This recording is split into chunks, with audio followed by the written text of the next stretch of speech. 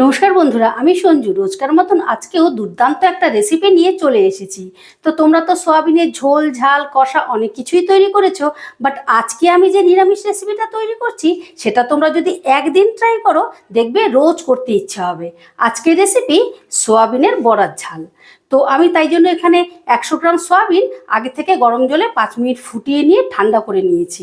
এবার সয়াবিনটা যতটা সম্ভব জল থেকে নিগড়ে নিচ্ছি। এইদিকে 50 গ্রাম মুগ ডাল আমি 2 ঘন্টা আগে জলে ভিজিয়ে রেখেছিলাম, ফুলে একেবারে ডাবল হয়ে গেছে। এবারে মুগ ডালটা আমি একটা মিক্সিতে পেস্ট করে নেব, অল্প একটু আদা আর দুটো কাঁচা লঙ্কা দিয়ে। আদা আর কাঁচা লঙ্কাটা দিয়ে দিলাম। দেখো, ডালটা আমি এরকম শুকনো শুকনো করে পেস্ট করে নিয়েছি, আর এরকম শুকনো শুকনো করে পেস্ট করে নিতে হবে, একটুকু জল দিলে হবে না।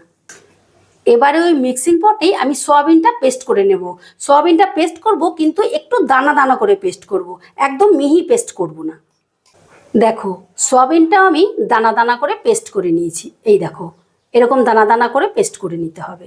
এবার সয়াবিনটা আমি এই ডালের মধ্যে ঢেলে নিচ্ছি।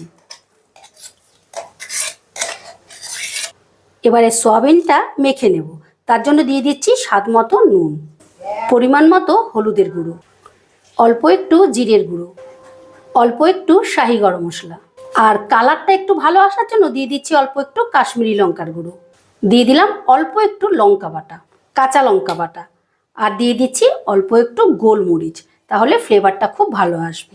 এবারে সমস্তটা আমি বেশ ভালো করে মেখে নেব।